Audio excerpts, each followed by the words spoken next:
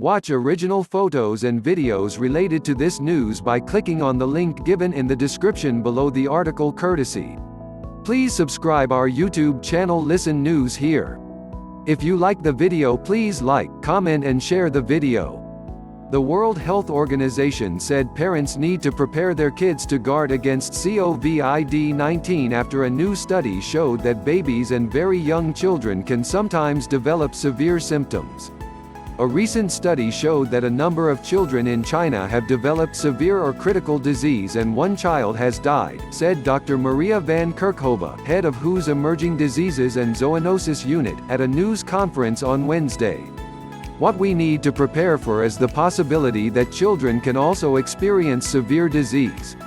The new study, which was published online in the journal Pediatrics, looked at 2,143 cases of children with confirmed or suspected COVID-19 that were reported to the Chinese Centers for Disease Control and Prevention between January 16 and February 8.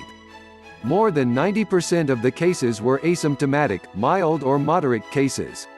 However, nearly 6% of the children's cases were severe or critical, compared with 18.5% for adults.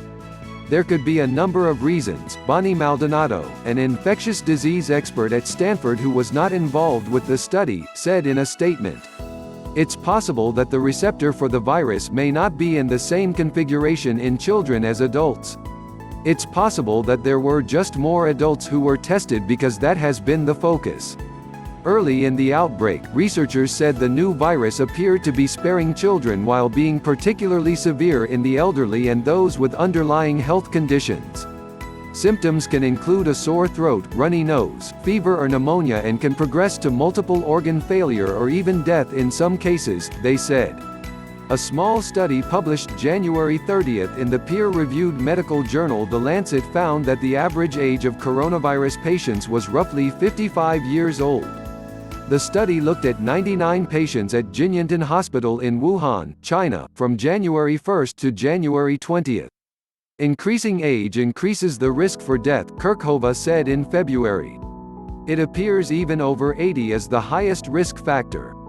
Mark Lipsitch, a professor of epidemiology at the Harvard School of Public Health, told CNBC last month that the apparent lack of children among confirmed coronavirus cases could also be because they are getting infected but developing more mild symptoms and aren't being reported to local authorities.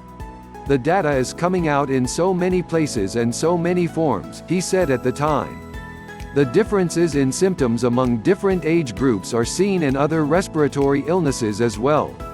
The seasonal flu, which infects millions in the U.S. each year, is usually more severe in adults than children.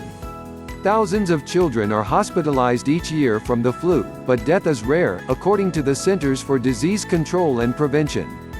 However, between 50% and 70% of flu-related hospitalizations in the U.S. occur in people 65 years and older, and between 70% and 85% of deaths occur in the same age group, the CDC says.